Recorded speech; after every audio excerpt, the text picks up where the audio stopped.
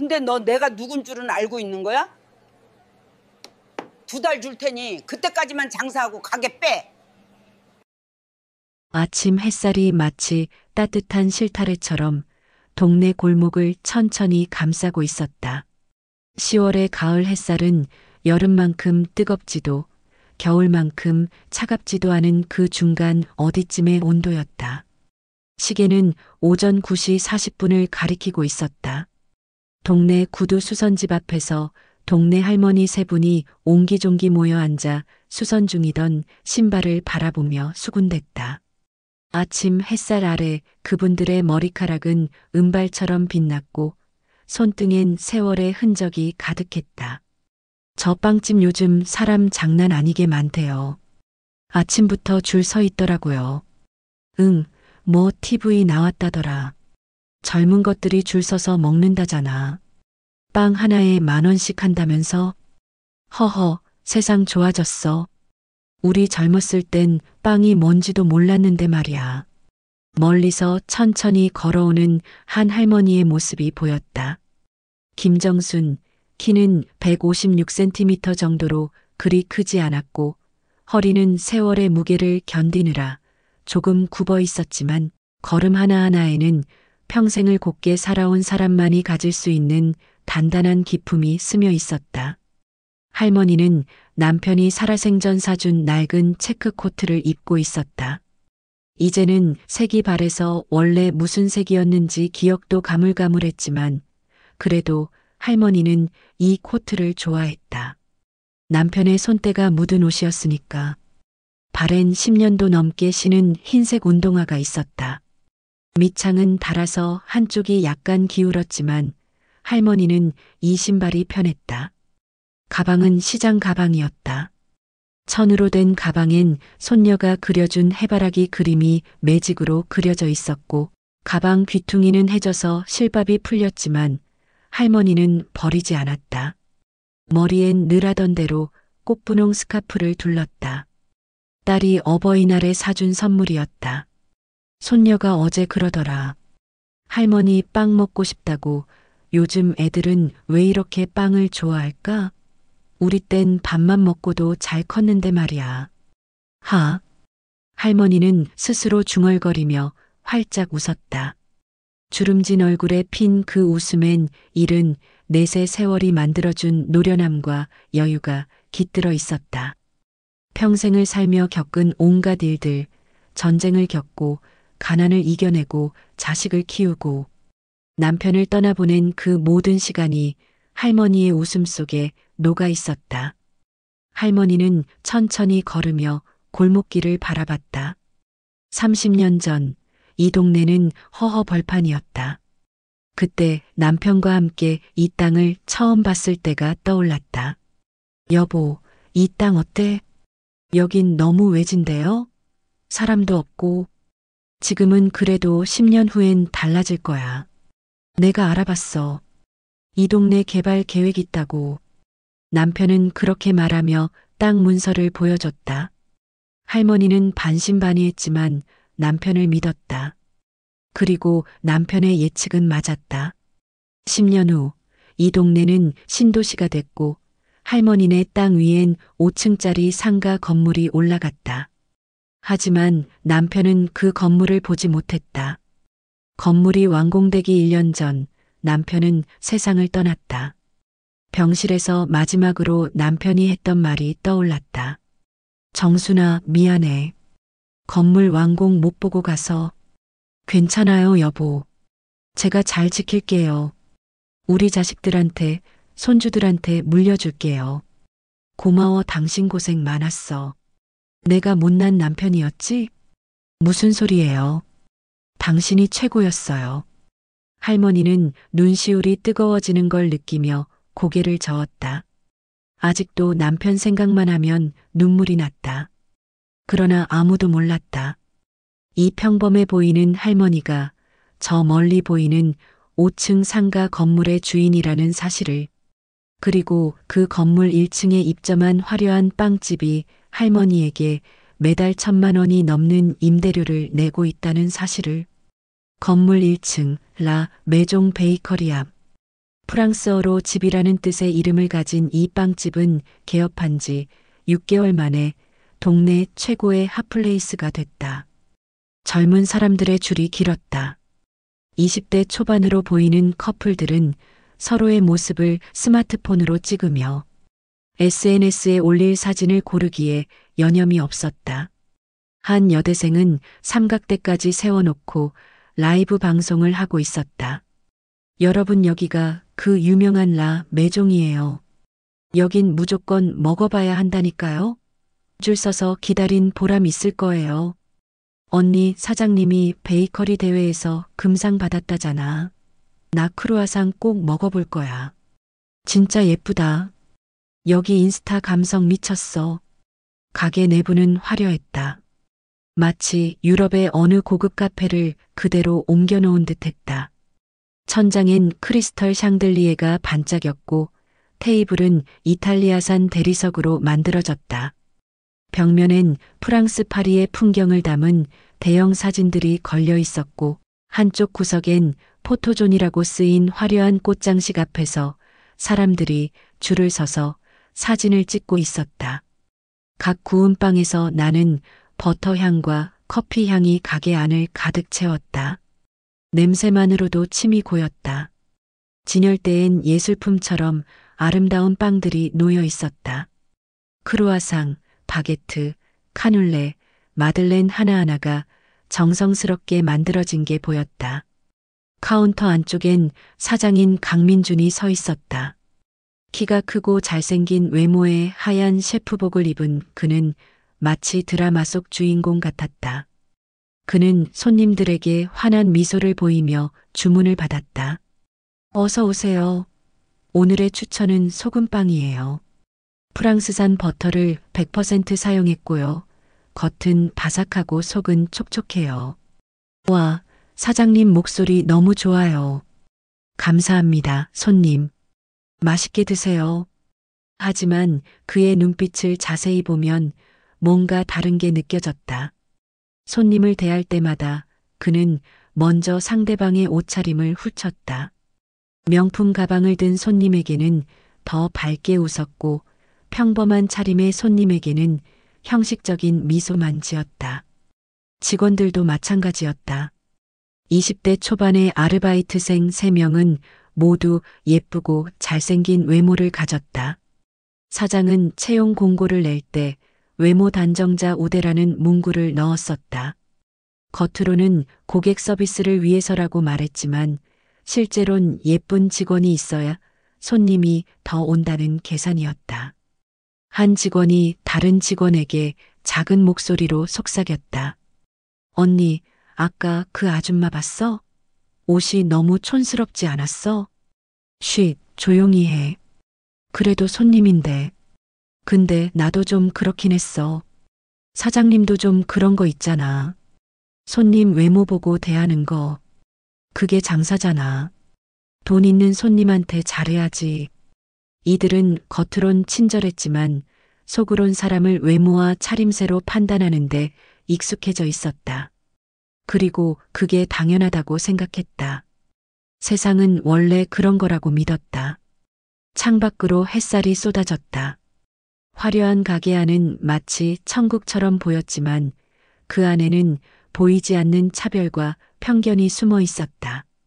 정순 할머니가 빵집 문을 열고 들어갔다. 딩동.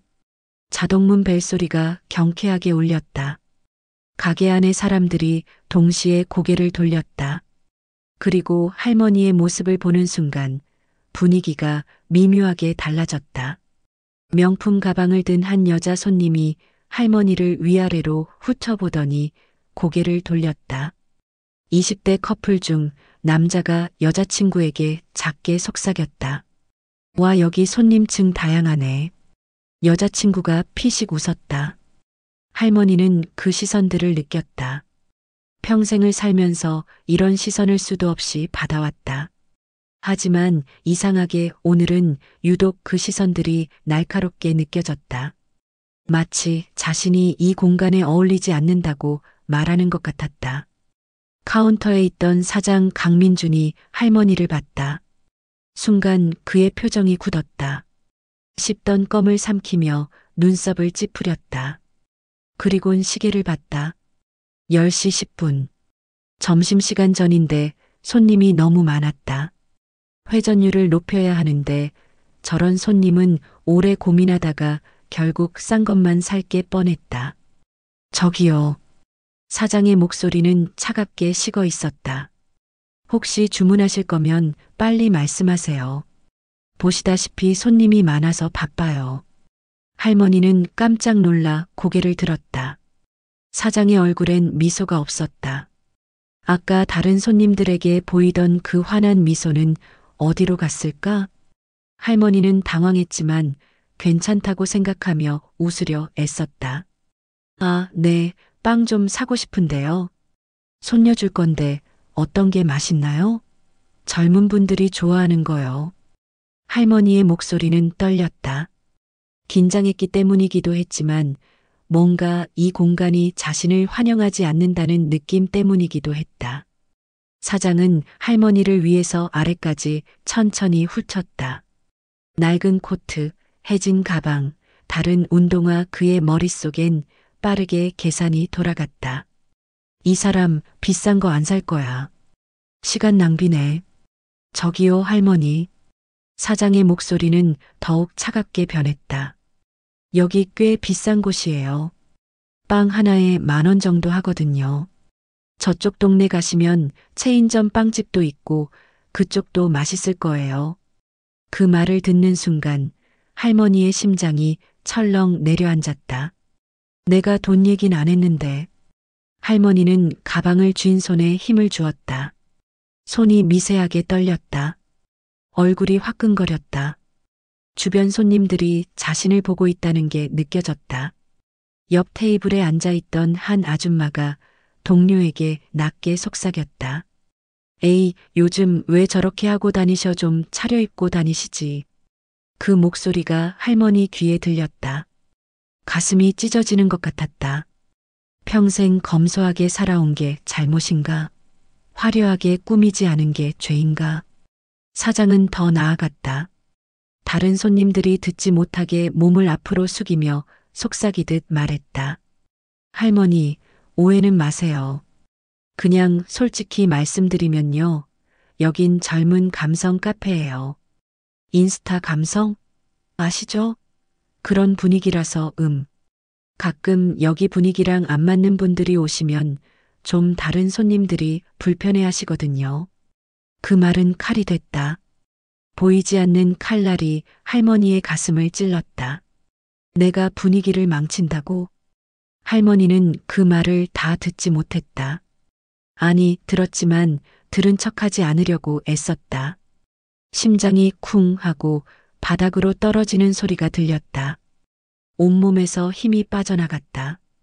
할머니는 70년 넘게 살면서 온갖 고생을 다했다. 전쟁통에 피난을 갔고 보릿고개 때 굶주렸고 남편 없이 자식 셋을 키웠다. 그러면서도 단 한 번도 자존심을 잃지 않았다. 가난해도 떳떳했고 힘들어도 고개를 숙이지 않았다.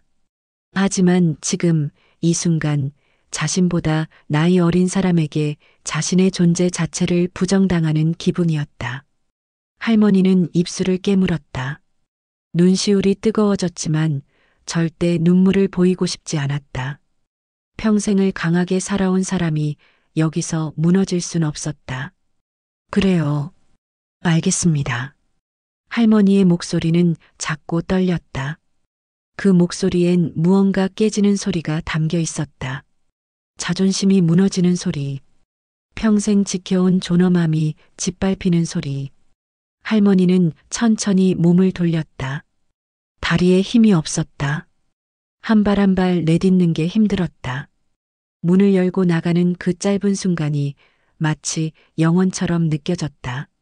문이 닫히는 순간 딩동 벨소리가 다시 울렸다. 그 소리가 할머니에겐 마치 조롱처럼 들렸다.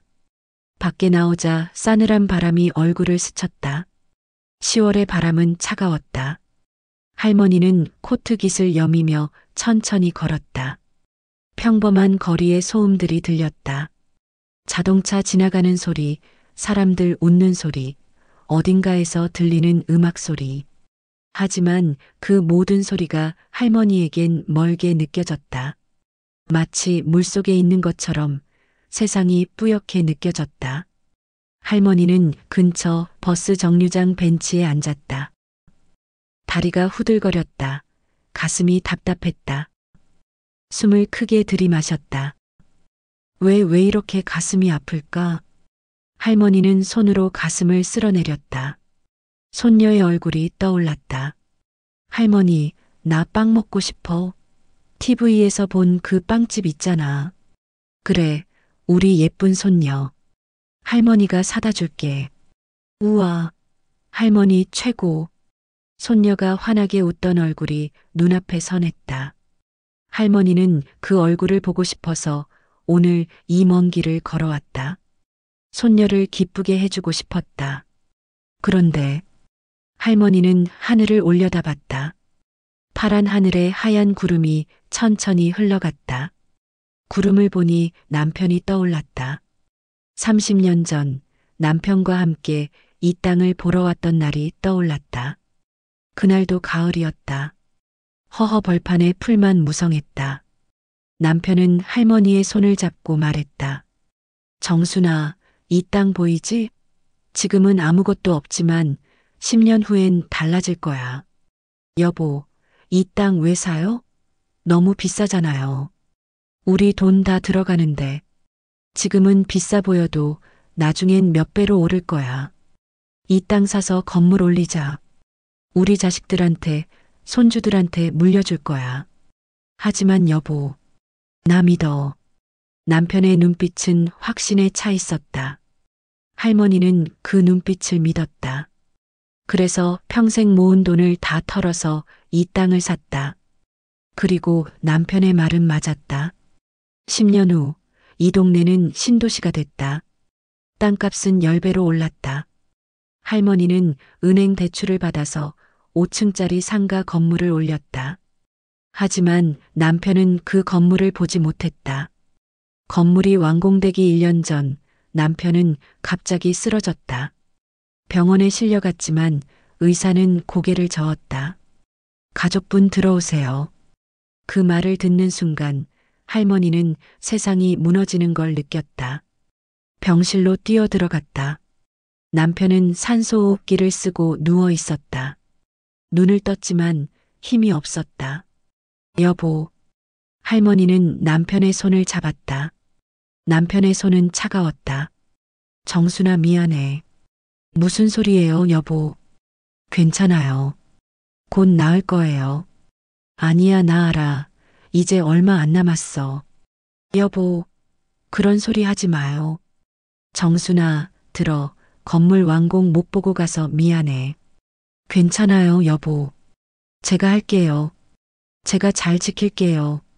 우리 자식들, 손주들 잘 부탁해. 알았어요.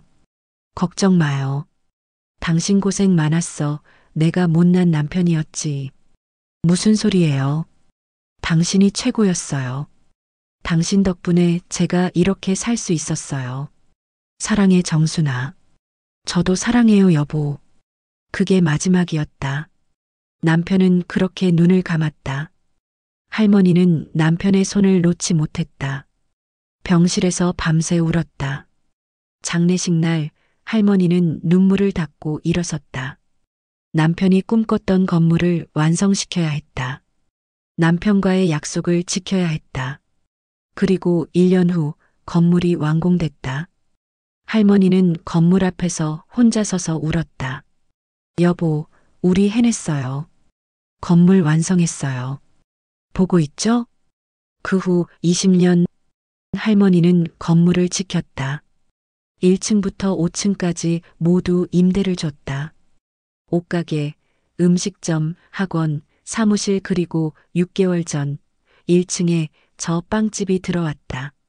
할머니는 임대 계약서에 사인하며 사장에게 말했었다. 열심히 하세요. 응원할게요. 감사합니다, 건물주님. 그때 사장은 허리를 90도로 숙이며 인사했다. 그런데 오늘은 할머니는 벤치에 앉아 눈을 감았다. 가슴이 아팠다.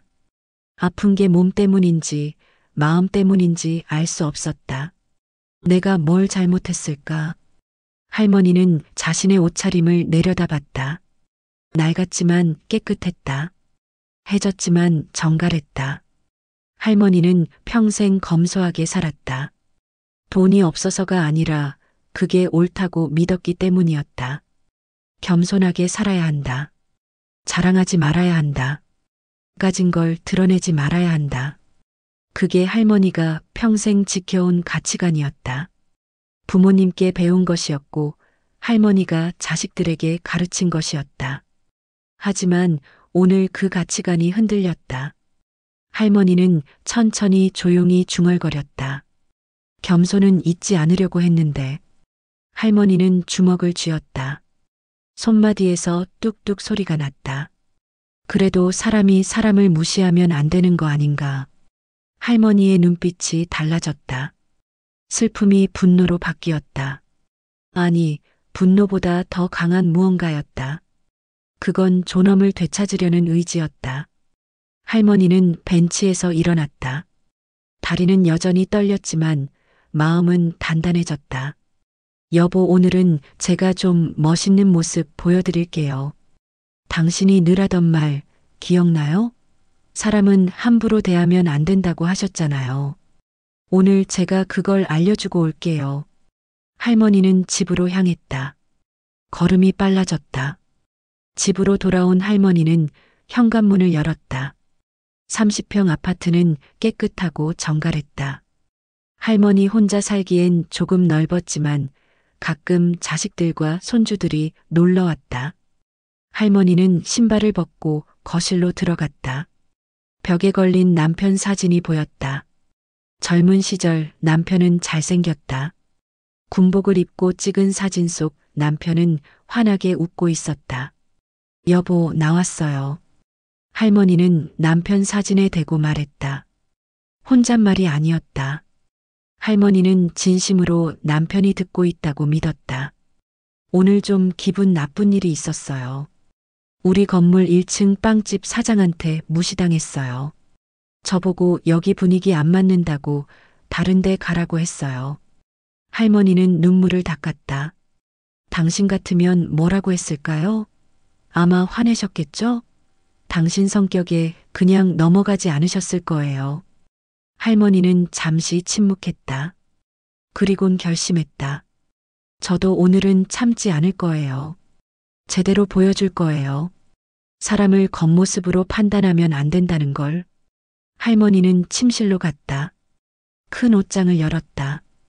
왼쪽엔 평소에 입는 검소한 옷들이 걸려 있었고 오른쪽엔 특별한 날 입는 옷들이 보관돼 있었다. 할머니는 오른쪽 옷들을 하나씩 만졌다. 손끝에서 부드러운 감촉이 느껴졌다. 고급 캐시미어 코트, 딸이 환갑 선물로 사준 것이었다.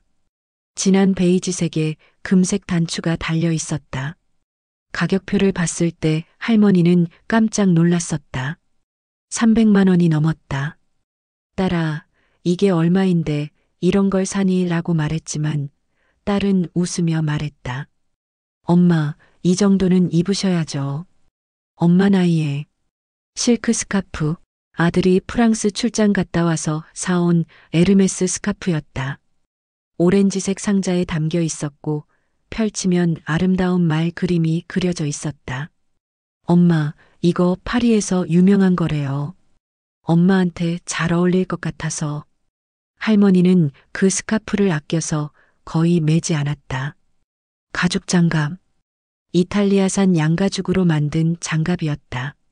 남편이 살아생전 마지막으로 사준 선물이었다. 정순아, 겨울에 손실이잖아. 이거 껴. 남편은 그렇게 말하며 검은 가죽 장갑을 건넸다. 그게 남편이 할머니에게 준 마지막 선물이었다.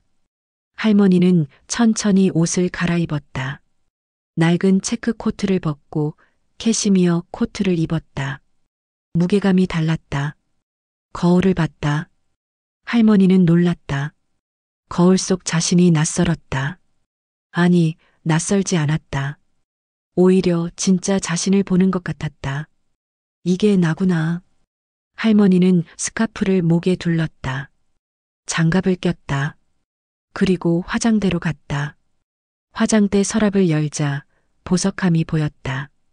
할머니는 보석함을 열었다. 반짝이는 금빛 브로치가 눈에 들어왔다. 남편이 결혼 40주년 기념일에 사준 브로치였다. 순금으로 만든 장미꽃 모양이었다. 작지만 정교했고 빛에 비추면 아름답게 빛났다. 정순아, 이거 받아. 여보, 이게 뭐예요? 결혼 40주년 선물이야. 당신한테 평생 제대로 된 선물 못 해줬잖아. 이번엔 좀 제대로 해주고 싶었어. 여보 고마워요. 당신이 고마운 거지. 나 같은 사람이랑 40년을 살아줘서. 할머니는 브로치를 코트에 달았다. 다시 거울을 봤다. 완전히 다른 사람 같았다. 아니, 숨겨뒀던 진짜 자신이 드러난 것 같았다. 할머니는 화장도 했다. 평소엔 하지 않던 립스틱을 발랐다. 연한 핑크색이었다. 머리도 다시 빗었다. 꽃분홍 스카프 대신 에르메스 스카프를 목에 둘렀다. 거울 속 할머니는 70대 노인이 아니었다. 그건 세월을 이겨낸 품격 있는 여성이었다. 평생을 살며 쌓아온 내공이 온몸에서 뿜어져 나왔다. 할머니는 핸드폰을 꺼냈다. 건물 관리실 번호를 눌렀다. 여보세요, 박 실장님? 네, 회장님. 무슨 일이십니까? 관리실장 박철수는 60대 남자였다. 할머니 건물을 20년째 관리하고 있었고 할머니를 진심으로 존경했다. 오늘 점심때쯤 1층 빵집에 갈 거예요. 제가 가기 전에 사장한테 미리 알려주세요. 건물주가 점검 나간다고. 아, 네. 알겠습니다, 회장님. 그런데 무슨 일 있으십니까? 박 실장의 목소리에 걱정이 묻어났다. 할머니는 평소에 절대 세입자들을 직접 찾아가지 않았다. 모든 일은 관리실을 통해서 처리했다. 그런 할머니가 직접 간다는 건 뭔가 문제가 있다는 뜻이었다. 괜찮아요. 그냥 좀 확인하고 싶은 게 있어서요. 알겠습니다, 회장님. 저랑 동행하시겠습니까? 아니요, 혼자 갈게요. 박 실장님은 제가 도착하면 그때 오세요. 네, 회장님. 알겠습니다. 전화를 끄는 할머니는 가방을 들었다. 평소 들던 시장 가방이 아니라 명품 가방이었다. 딸이 선물한 루이비통 가방이었다. 엄마, 이거 들고 다니세요. 엄마 나이에 이 정도는 드셔야죠. 하지만 할머니는 너무 비싸서 부담스럽다며 장롱에 넣어뒀었다. 오늘은 꺼냈다. 할머니는 거울 앞에 섰다. 마지막으로 자신의 모습을 확인했다. 고급스러운 코트, 에르메스 스카프, 금빛 브로치, 루이비통 가방 그리고 무엇보다 흔들리지 않는 눈빛. 여보, 저 잘 다녀올게요. 당신이 늘 하던 말 기억나요? 사람은 함부로 대하면 안 된다. 누구든 존중받을 자격이 있다. 오늘 제가 그걸 보여주고 올게요. 할머니는 현관문을 열고 나갔다. 걸음이 달랐다. 아침에 빵집에 갈 때와는 완전히 다른 걸음걸이였다. 당당했다. 흔들림이 없었다. 엘리베이터를 타고 내려가는 동안 할머니는 생각했다. 나는 70년을 살았다. 전쟁을 겪었고 가난을 이겨냈고 자식을 키웠고 남편을 떠나보냈다. 맨 땅에서 시작해서 건물주가 됐다. 그 모든 시간이 나를 만들었다. 나는 자랑스럽다. 나는 부끄럽지 않다. 아파트 밖으로 나오자 햇살이 쏟아졌다. 오전과는 다른 햇살이었다. 더 밝고 더 따뜻했다. 할머니는 걸었다. 빵집을 향해. 오후 12시 30분. 라 메종 베이커리는 점심시간이라 더욱 붐볐다. 직장인들이 샌드위치를 사러 들렀고 주부들은 아이들 간식을 사러 왔다. 카페 테이블은 만석이었다. 사장 강민주는 바쁘게 움직이며 주문을 받고 있었다. 아침에 있었던 할머니 일은 까맣게 잊었다. 아니, 기억은 나지만 신경 쓰지 않았다. 별일 아니었지. 어차피 손님도 아니었고, 그렇게 생각하며 넘겼다. 그때 핸드폰이 울렸다. 관리실장 박철수였다. 네, 박 실장님. 사장님, 오늘 점심에 건물주님께서 점검 나오신대요. 강민주는 순간 굳었다. 네, 건물주요? 왜요? 무슨 문제 있어요? 아니요, 특별한 문제는 없으신 것 같은데 그냥 확인하고 싶은 게 있다고 하시더라고요. 아, 네, 알겠습니다. 전화를 끄는 강민주는 당황했다. 건물주를 한 번도 본 적이 없었다. 계약할 때도 관리실을 통해서 했다. 소문으로는 70대 할머니라고 들었지만 정확히는 몰랐다. 왜 갑자기 오시는 거지? 혹시 뭔가 잘못된 거 있나? 강민주는 직원들을 불렀다. 야, 다들 잘해. 오늘 건물주 오신대. 네. 진짜요? 응. 긴장하지 말고 평소처럼 해. 알았지? 네, 사장님. 직원들도 긴장했다. 가게를 더 깨끗이 치우고 빵을 다시 정리하고 테이블을 닦았다. 그리고 12시 50분. 딩동. 자동문이 열렸다. 한 여성이 들어왔다. 그 순간 가게 안의 모든 사람들이 숨을 멈췄다. 고급스러운 베이지색 캐시미어 코트를 입은 여성. 목엔 에르메스 스카프가 우아하게 둘러져 있었고 가슴엔 금빛 브로치가 빛났다. 손엔 검은 가죽 장갑을 끼고 있었고 루이비통 가방을 들고 있었다. 하지만 무엇보다 눈에 띄는 건 그 기품이었다. 70대의 나이에도 불구하고, 아니, 오히려 70대이기 때문에 더욱 빛나는 품위. 세월이 만들어준 우아함.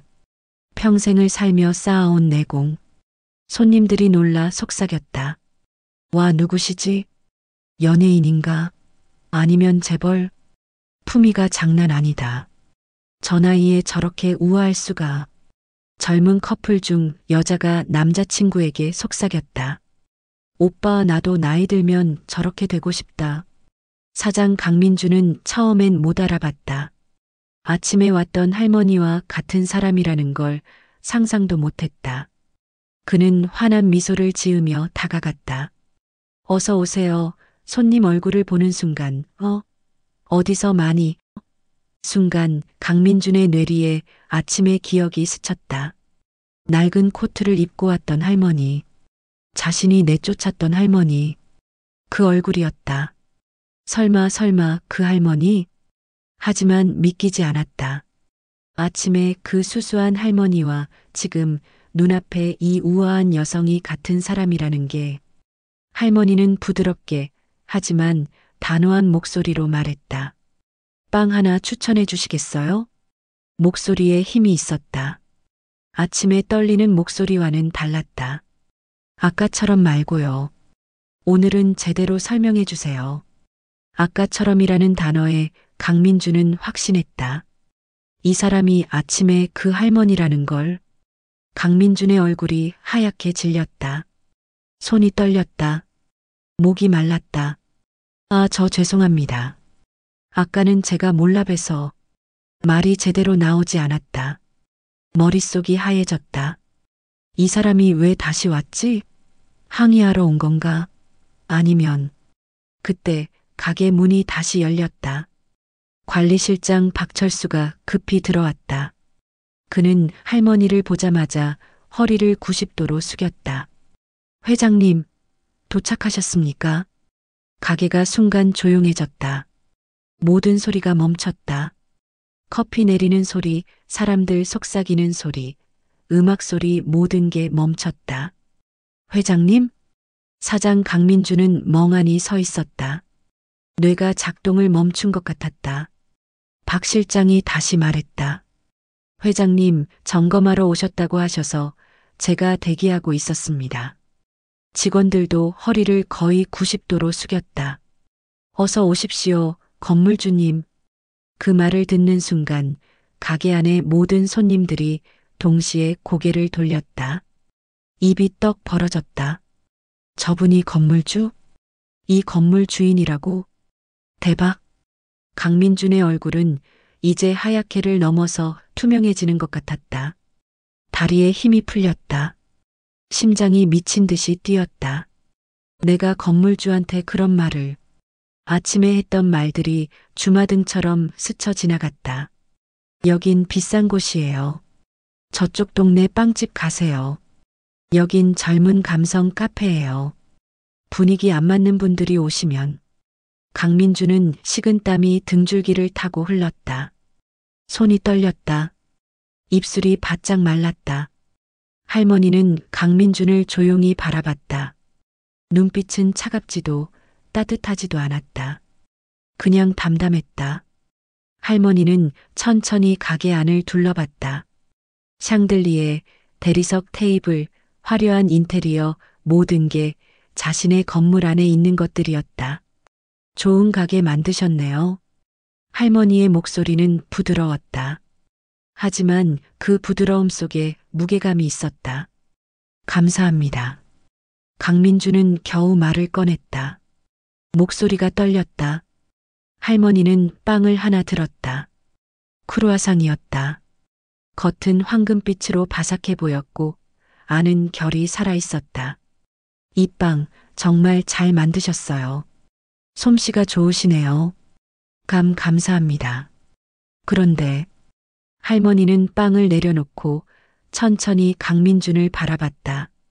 사람을 대하는 솜씨는 좀 부족하신 것 같아요. 그 말은 칼처럼 날카로웠다. 하지만 목소리는 여전히 부드러웠다. 강민준은 고개를 숙였다. 얼굴이 빨개졌다. 수치심과 미안함이 동시에 밀려왔다. 죄송합니다. 정말 죄송합니다. 제가 아침에 왔을 때 저한테 뭐라고 하셨죠? 다른 빵집 가라고 하셨죠. 여긴 비싸다고. 여긴 젊은 감성 카페라고. 제가 분위기를 망친다고. 할머니는 하나하나 또박또박 말했다. 그 말을 듣는 강민주는 땅속으로 꺼지고 싶었다. 정말 죄송합니다. 강민준의 목소리는 울먹였다. 할머니는 한숨을 쉬었다. 전 오늘 손녀빵을 사러 왔어요. 손녀가 TV에서 봤다면서 이 빵집 빵 먹고 싶다고 했거든요. 할머니가 사랑하는 손녀를 위해 기쁜 마음으로 왔어요. 할머니의 목소리에 감정이 실렸다. 그런데 들어서자마자 저한테 나가라고 하셨어요. 옷이 낡았다고. 여기 분위기 안 맞는다고. 죄송합니다. 사장님, 혹시 아세요? 사람을 외모로 판단하면 어떤 일이 생기는지. 할머니는 천천히 말을 이어갔다. 가진 게 없는 사람은 상처받아요. 마음에 깊은 상처가 남죠. 평생 그 상처를 안고 살 수도 있어요. 할머니는 잠시 멈췄다가 다시 말했다. 그리고 가진 사람이면 이렇게 되는 거예요. 강민주는 고개를 더 숙였다. 눈물이 날 것 같았다. 주변 손님들도 조용히 지켜봤다. 아무도 말하지 않았다. 다만 고개를 끄덕이는 사람들이 보였다. 할머니는 다시 빵을 들었다. 이 빵 포장해 주세요. 손녀 줄 거예요. 네네. 바로 포장하겠습니다. 강민주는 급히 빵을 포장했다. 손이 떨려서 포장지가 제대로 접히지 않았다. 그리고 사장님. 네. 저는 오늘 손녀한테 이 얘기를 해줄 거예요. 사람을 대하는 태도가 얼마나 중요한지. 외모로 사람을 판단하면 안 된다는 걸. 네, 정말 죄송합니다. 할머니는 포장된 빵을 받았다. 그리고 지갑에서 돈을 꺼냈다. 얼마예요? 아닙니다. 그냥 드리겠습니다. 아니에요. 돈은 내야죠. 이건 장사고 사장님도 노력해서 만든 빵이잖아요. 할머니는 돈을 카운터에 놓았다. 그 순간 가게 안쪽에서 조용히 박수가 나왔다. 한 중년 남자 손님이었다. 그는 진심으로 감동한 표정이었다. 할머니 말씀이 정말 맞습니다. 다른 손님들도 고개를 끄덕였다. 한 중년 여자 손님이 말했다. 요즘 젊은 사람들 정말 배워야 해요. 어른 공경하는 법. 하지만 할머니는 고개를 저었다. 아닙니다. 이건 나이 문제가 아니에요. 할머니는 가게 안 사람들을 천천히 둘러봤다. 인성은 젊어도 갖춘 사람 있고 나이 많아도 없는 사람 있어요. 젊다고 무조건 잘못한 게 아니고 나이 들었다고 무조건 옳은 것도 아니죠. 할머니는 다시 강민준을 봤다. 사장님은 젊고 재능도 있고 열심히 하세요. 빵도 정말 맛있어요. 그런데 단 하나 사람을 대하는 마음만 바꾸시면 정말 훌륭한 사장님이 되실 거예요. 강민주는 눈물을 참으며 고개를 숙였다. 감사합니다. 명심하겠습니다. 할머니는 빵 봉투를 들고 천천히 문을 향해 걸었다. 그 뒷모습은 당당했다. 흔들림이 없었다. 문을 열기 전 할머니는 마지막으로 돌아봤다. 다음에 또 올게요. 손녀가 맛있다고 하면요. 그리고 할머니는 나갔다. 딩동. 자동문이 닫혔다. 가게 안은 한동안 조용했다. 그리고 천천히 사람들이 다시 움직이기 시작했다. 하지만 강민주는 한동안 그 자리에 서 있었다. 할머니가 나간 문을 바라보며 가게 밖 오후의 햇살이 할머니를 감쌌다. 따뜻했다. 바람이 머리를 스쳤다. 기분이 좋았다. 거리엔 다시 평범한 소리들이 흘렀다. 자동차 소리, 사람들 웃음소리, 어디선가 들리는 음악 소리. 하지만 이제 그 소리들이 아침과는 다르게 들렸다. 더 선명하고 더 생생했다. 할머니는 벤치에 잠시 앉았다. 아침에 앉았던 그 벤치였다. 하지만 기분은 완전히 달랐다. 할머니는 손에 든 빵 봉투를 바라봤다. 포장지 위에 가게 로고가 예쁘게 인쇄돼 있었다. 라 메종 베이커리. 할머니는 미소 지었다. 손녀야, 할머니가 오늘 조금 멋있었다. 할머니는 혼잣말을 했다. 아니, 손녀에게 하는 말이었다.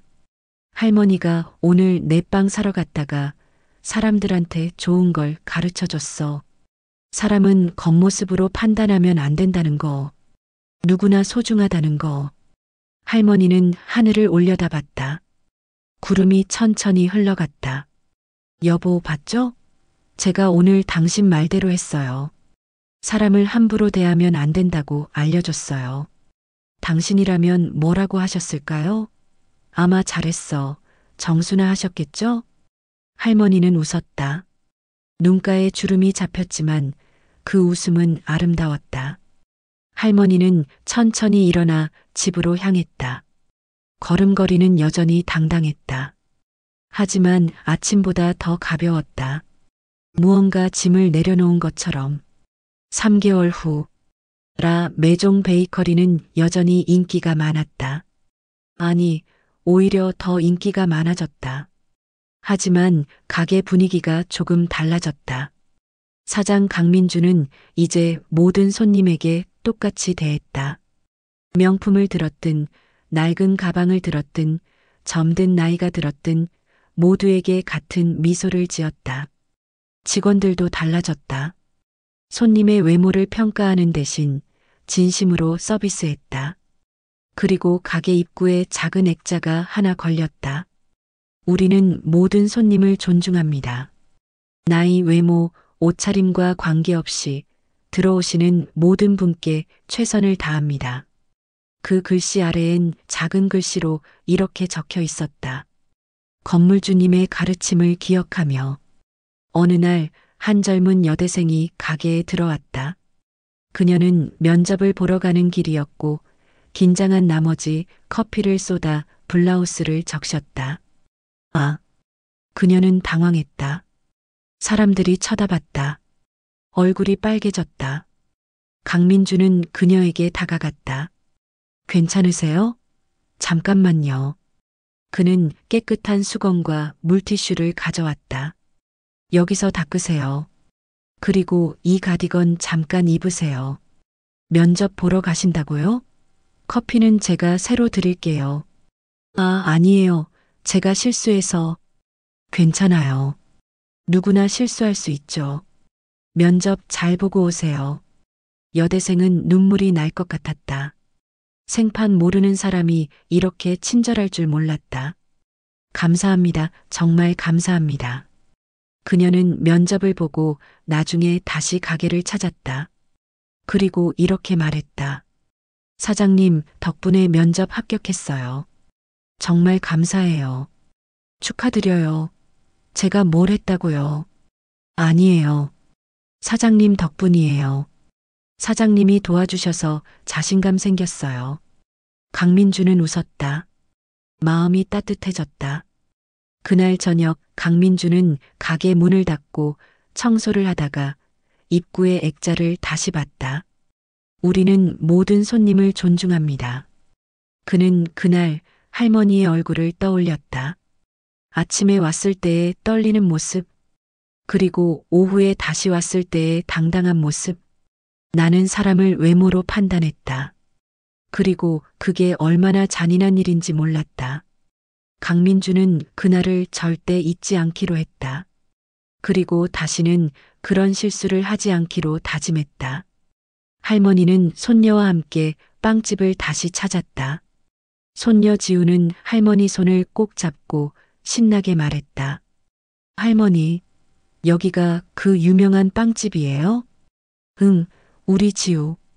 여기 빵 정말 맛있어.